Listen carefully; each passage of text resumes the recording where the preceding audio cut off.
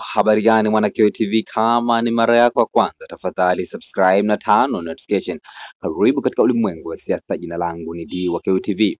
Makamu mwenyekiti wa chama cha demokrasia na maendeleo Chadema John Heche kupitia mtandao wa Twitter ameamua kugusia kile ambacho kinaendelea katika kesi ya Chadema ya mgawanyo wa mali pamoja na kesi ya mwenyekiti wa chama cha Chadema ambaye ni Tundu Antipas Lissu. Kwa mujibu wa makamu mwenyekiti wa chama hicho John Heche, anasema kesi hizo zinapaswa kuluka mubashara ili umma ujue kile ambacho kinaendelea katika mahakama. Nataka nisome waraka ambao John Heche ameandika katika mtandao wa Twitter akihusianisha pamoja na kisa cha aliyekuwa rais wa Afrika Kusini Nelson Mandela kwamba kesi zao zilikuwa zinaluka live, na nukuu: ukiingia kwenye mtandao ukiandika Livonia trial ya kina Mandela ya mwaka 1963 utaletewa picha za watu mahakamani, utapata hotuba halisi iliyorekodiwa na mahakama.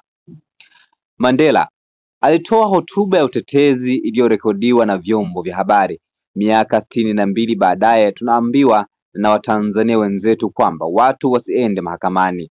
Tunaambiwa haki yetu ni kupewa taarifa tu, na sio kwamba hata kurekodi na kurusha kesi hiyo live ni kupendelea mtu.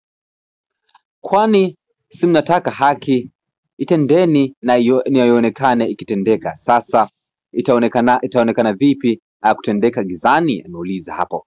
Hii ni aibu ya karne. Maana yake makaburu walikuwa wazuri kuliko hawa makaburu weusi.